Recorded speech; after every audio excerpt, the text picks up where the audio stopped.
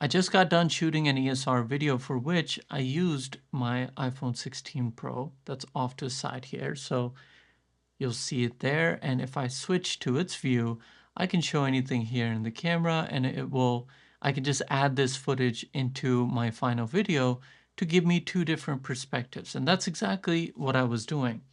And so when I got done with it, I was like, wow, like today I actually used the 16 Pro after so long. But what really got me is the fact that I have this device and it's simply here for the purpose of like showcasing products, showcasing my own products on my own website, because you always want to showcase them working with the latest features and the latest capabilities, which the latest iPhone always has. But when it comes to myself, if you're familiar with me, you know I'm using the iPhone 16e and I'm totally happy with it.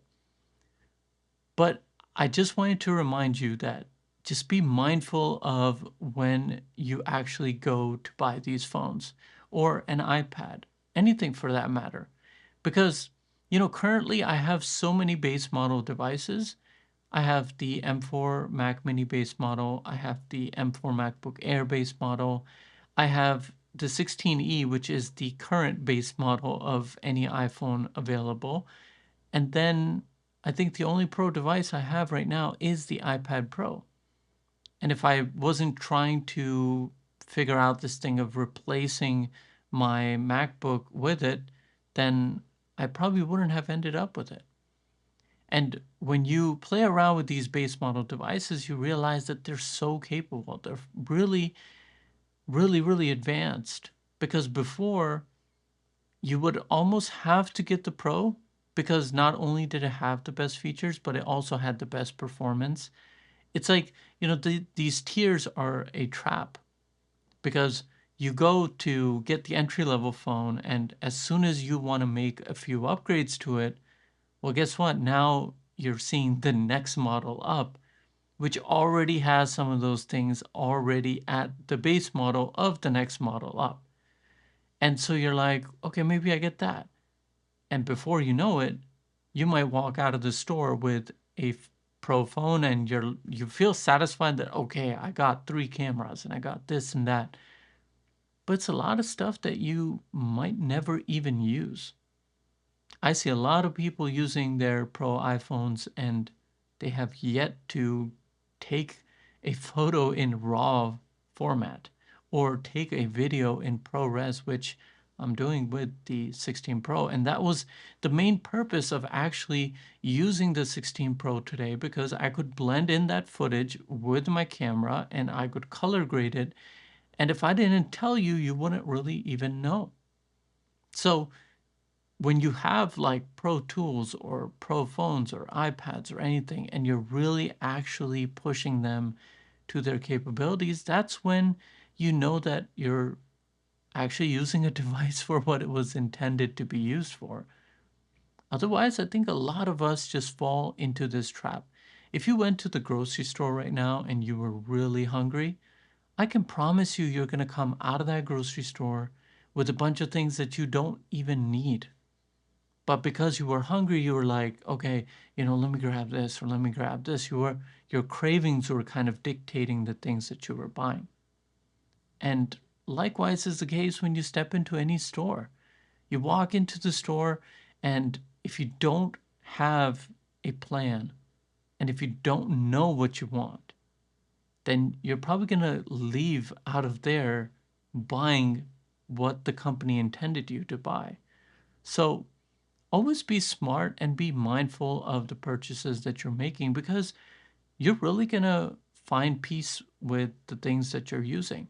Like right now, do I have any issue with any of my base model devices? No, no complaints. I don't know what to complain about. it's it's as simple as that. But that's because I know that these base model machines now are at a point to where they're offering you a lot of value at the entry point, and you really don't even need to climb the ladder. So as iPhones get more advanced, I think more and more people should be able to be okay with the base model iPhone. I'd love to hear your thoughts on this. This was a thought that was going on in my mind, and I was like, you know what? Let me just record this and share it with you.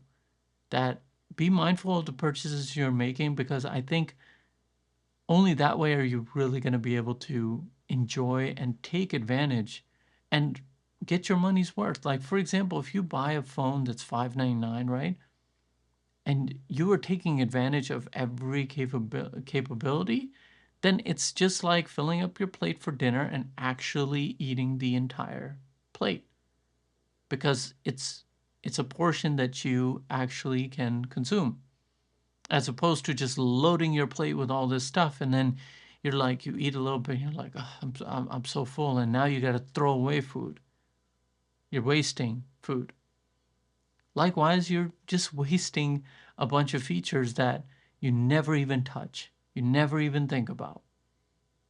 So be mindful of the purchases you're making and don't fall into the trap of all these tiers, because they're strategically placed and organized in a way so that you fall trapped to them. Because most people fall trapped to it and they end up rolling out with an iPhone or an iPad or a Mac that they didn't even need. But the perceived value that they felt at the time of the purchase is what helped making that decision. And so the company won. Whatever company, doesn't matter, Apple, Google, whatever, everybody does this. So be mindful of your purchases and you'll always be happy with them. I just wanted to share this thought with you today.